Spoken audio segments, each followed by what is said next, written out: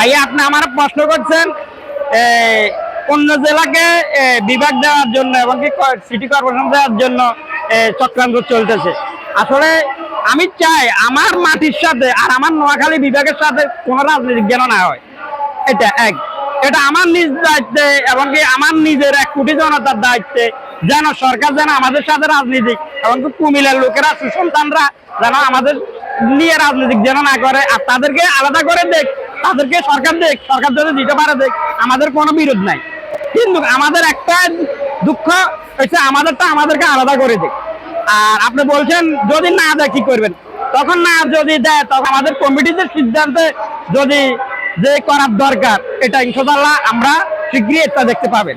তখন অগ্রিম বলে আমরা মানে কুমিল্লার বিভ্রান্তির মধ্যে আমরা ছড়াতে চাই না। এমন আমরা একটা কথা বললে তারা এটা নিয়ে রোল বানায় অপমানি অবদস্থটা কথা বলে। তো আমি চাই না যেন তারা আমাদেরকে নিয়ে খারাপ মন্তব্য করুক।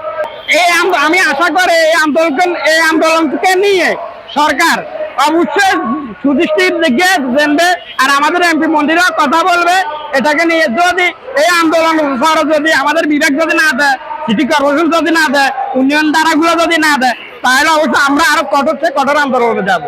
আমি নিজেই বলছি আমি প্রতিবন্ধীদেরকে ঢাকার রাজপথে আসবো যদি আমাদের বিভাগ যদি না দেওয়া হয় এবং সিটি কর্পোরেশন যদি না দেওয়া হয়।